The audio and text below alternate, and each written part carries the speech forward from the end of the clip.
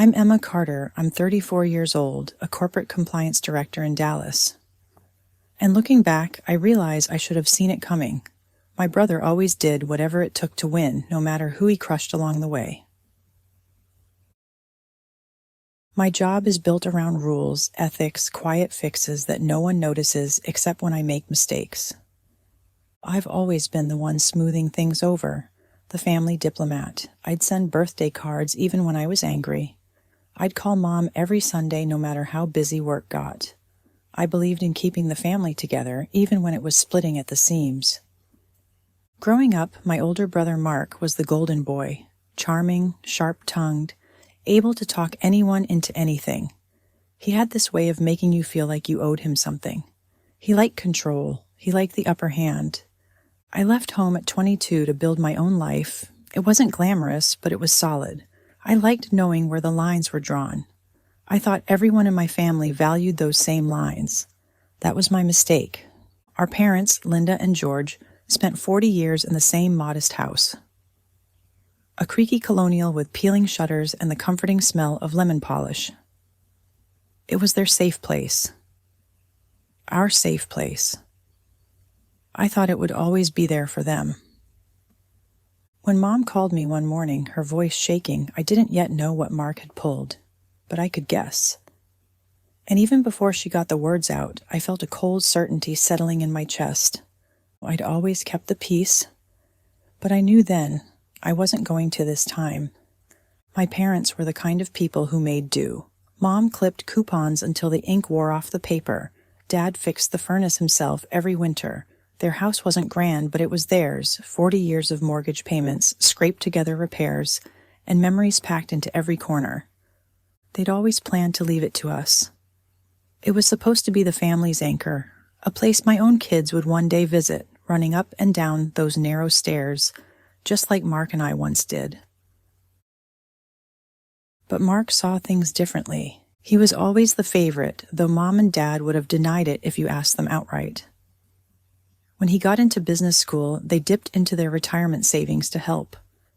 When I needed tuition money for my master's, they told me they couldn't afford it. I didn't resent it back then. I figured he was the one who'd take care of them someday. But after Dad's mild stroke last year, things shifted. Mark started managing their bills to help out. He offered to handle their property taxes. He said he'd streamline their finances so they wouldn't have to worry. They trusted him completely. Even when I questioned it, when I asked Mom if she'd seen the paperwork, she'd shush me. Don't be ungrateful. Your brother is helping. I let it go. I was busy with work, and part of me wanted to believe they were right. After all, he was family. But Mark wasn't helping them out of love. He was helping himself to control. He began dropping hints about monetizing assets and unlocking equity, like he was their financial advisor. He'd say things like, "You can't expect to live there forever," while smirking behind his wine glass. Mom brushed it off. Dad grew quieter. There was an unspoken fear in the house that if they argued, he'd cut them off completely. When I visited for Christmas, I noticed unopened mail stacked in the hall. Late notices, letters from the county. Mark brushed it all off, saying it was handled. It wasn't, but even then, I didn't see the full picture.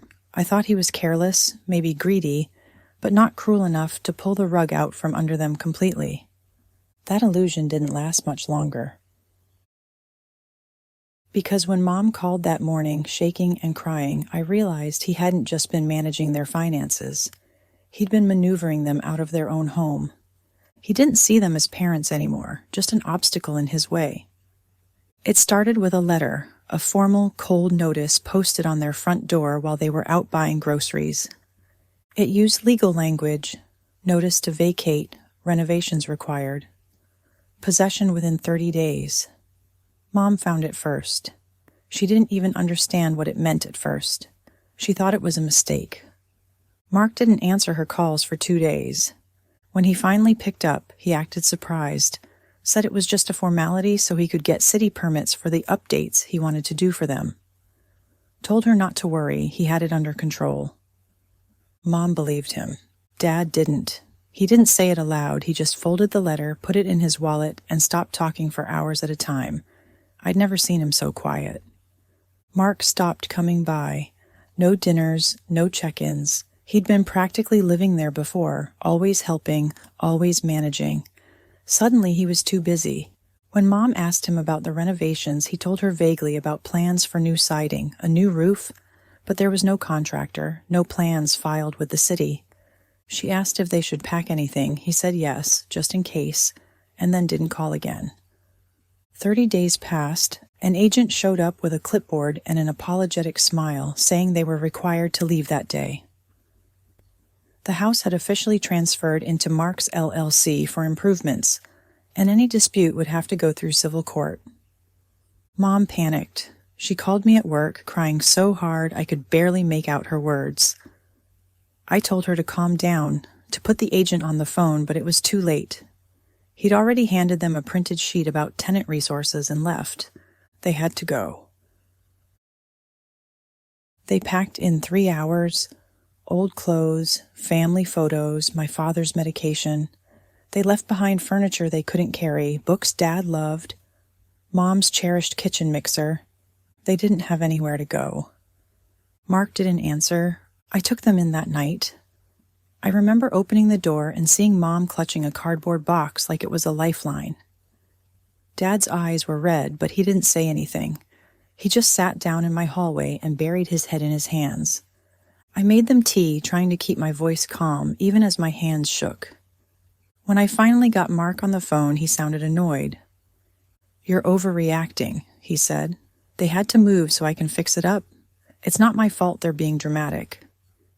I asked when they could go back. He hesitated, then laughed. "I don't know," he said. "Maybe never. I haven't decided." It was then I realized there was no renovation, no plan.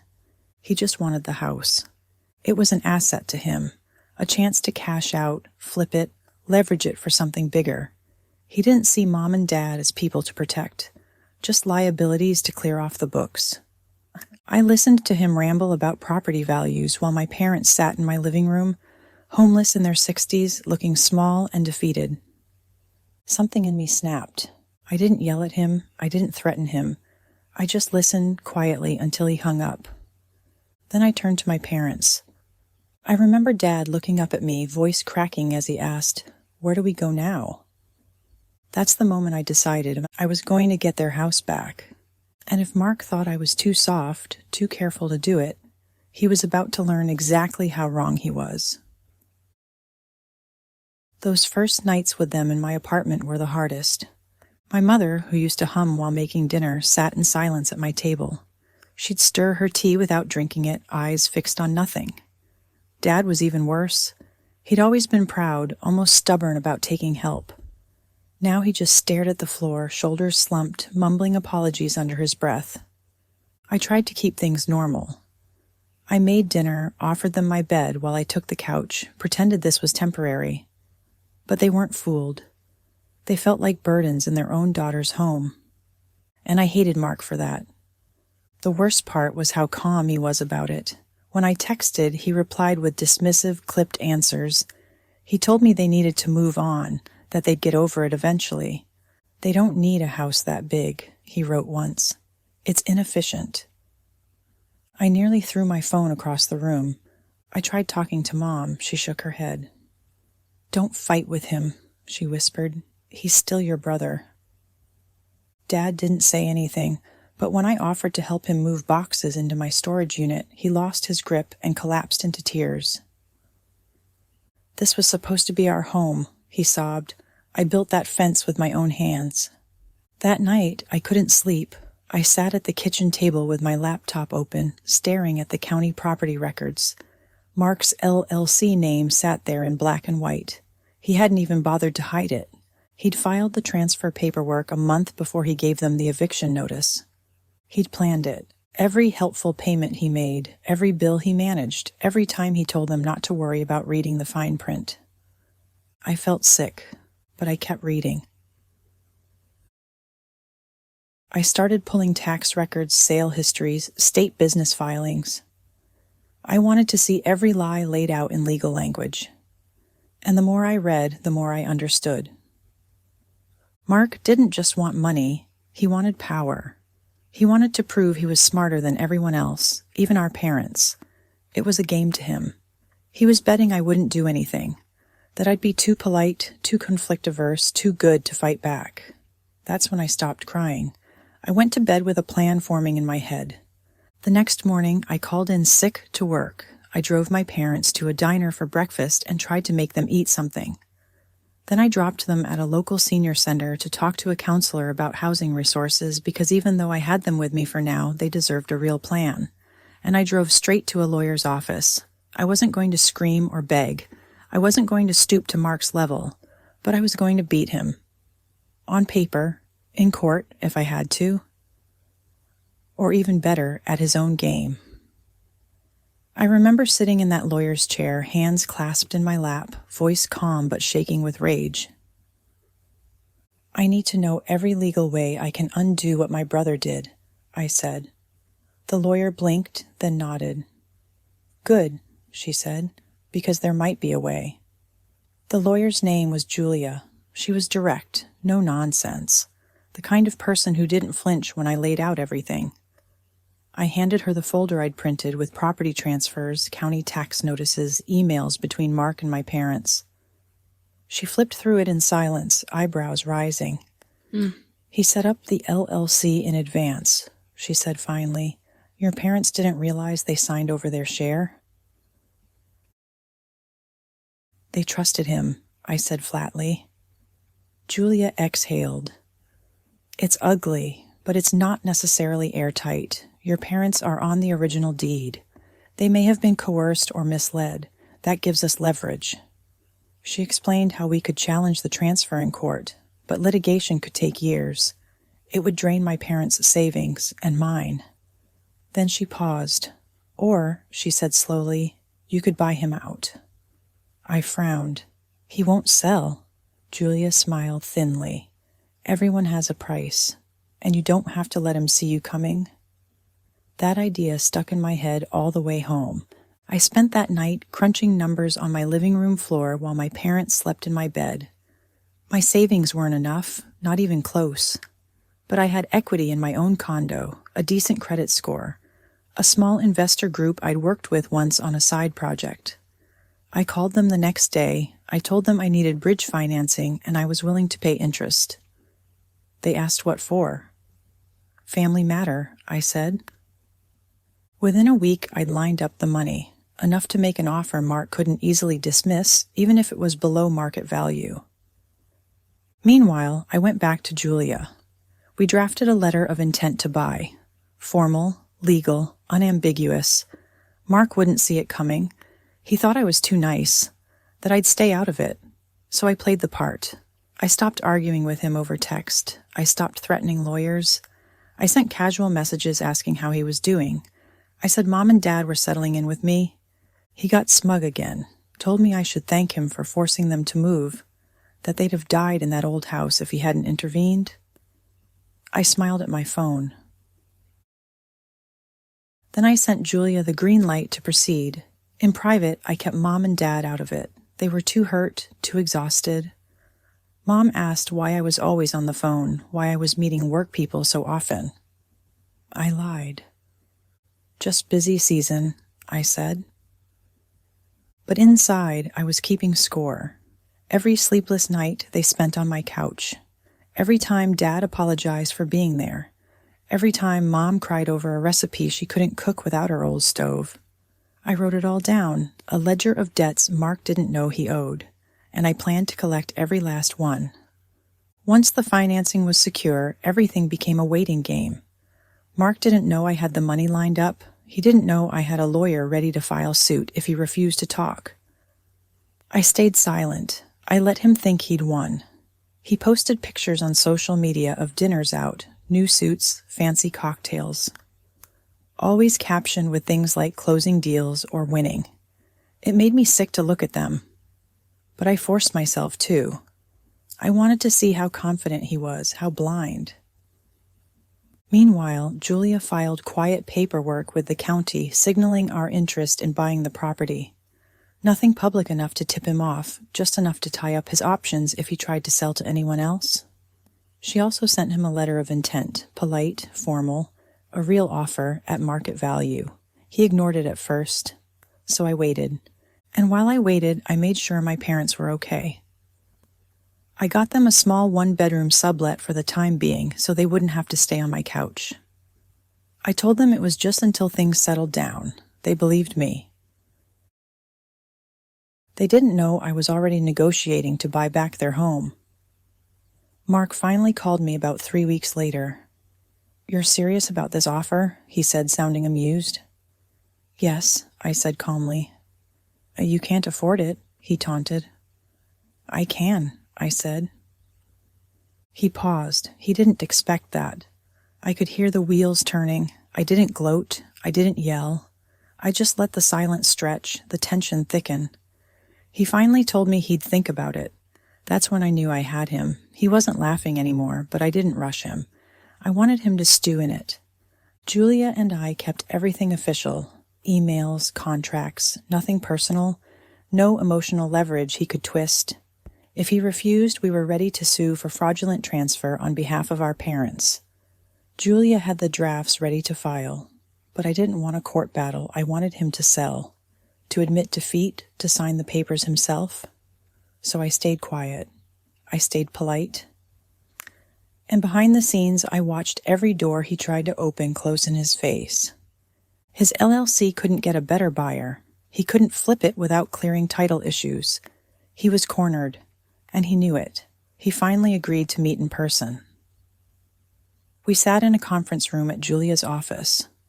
Neutral ground, no shouting aloud, just contracts and signatures. Mark swaggered in late in an expensive blazer, pretending to check his phone like this was beneath him. But I saw the worry in his eyes. He tried small talk, asked about work, smirked when I said I was still in compliance. "Always the rule follower," he said. I nodded. "That's why I'm here." Julia slid the purchase contract across the table. Mark glanced at it, then laughed. "You really scraped this together?" I didn't answer. He picked at the numbers, tried to negotiate. Julia shut him down every time, calm, precise. She reminded him he'd already signaled acceptance of market value. He scoffed. "You really think you're beating me? I'm still getting paid." I folded my hands. "Take the deal, Mark." He leaned back, watching me. "What if I don't?" Julia answered before I could. "Then we file fraudulent transfer claims, court orders. Your other buyers will run the second they see it." He went quiet. I watched him realize he was trapped. The room felt cold. The air seemed thinner. He looked at me like he didn't recognize me, like he was seeing a stranger in his sister's face. "You're serious," he said quietly. I nodded. "Completely." There was no screaming, no dramatic threats, just silence as he picked up the pen. I watched his hand tremble. He signed. Julia notarized it. She handed me the copies. Mark didn't look at me as he left. He just walked out, his phone already at his ear, trying to salvage whatever dignity he had left. I sat there a moment longer, breathing slowly. It was done. The wire transfer cleared 3 days later. The deed was mine. I didn't tell my parents right away. I wanted to do it properly. I picked them up one Saturday morning with coffee and muffins, told them we were going for a drive. Mom was suspicious. "Emma, what is this about?" Dad sat in the back seat, staring out the window, quiet like he'd been for weeks. When I turned onto their old street, Mom's breath hitched. The house looked the same. The grass was overgrown, but the shutters were still that faded green she'd always loved. I parked in the driveway and handed her a small envelope. Inside was the deed. Her name. Dad's name. She read it once, then again, her hands shaking. "I don't understand," she whispered. "It's yours," I said. "I bought it back." Dad didn't move at first. Then he let out a shuddering breath, covering his eyes with one hand. Mom started crying in these quiet, gasping sobs. I didn't hug them right away. I just let them have the moment. Finally, Dad opened the door and stepped onto the driveway. He looked at the house like he was seeing it for the first time. "I thought it was gone," he said hoarsely. "It's home," I said. He turned to me, eyes wet. "You did this?" I nodded. He pulled me into the tightest hug of my life. Mom joined us, both of them holding me like they'd never let go. In that moment, it was like every fight, every betrayal, every heartbreak had led here, and for the first time in weeks, I felt like I could really breathe. We spent the next few days cleaning the house together. Mom wiped every cabinet like she was blessing it. Dad replaced a cracked tile in the hallway even though no one would notice.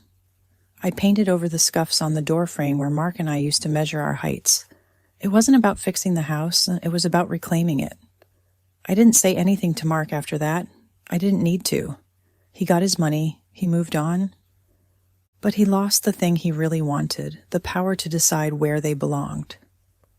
Now that choice was theirs again. Mom put her favorite quilt on their old bed. Dad sat on the porch, coffee in hand, watching the sunrise. I didn't tell them how hard it was or what it cost. They didn't need to know. It was enough that they were home. And as I locked the door behind me one evening, listening to their laughter drift through the hallway, I felt something I hadn't felt in a long time. Peace. I know not everyone gets to fight back like this, but I wasn't going to let my parents lose everything they'd built, not without a fight, not to their own son. Family isn't supposed to betray you, but if they do, you have to decide what you're willing to do to make it right. I didn't yell, I didn't threaten, I just outplayed him. And I'd do it again. If you've ever watched someone try to steal what your family deserves, don't stay silent. Hit like, share your story in the comments. Let them know they're not alone. We can fight back.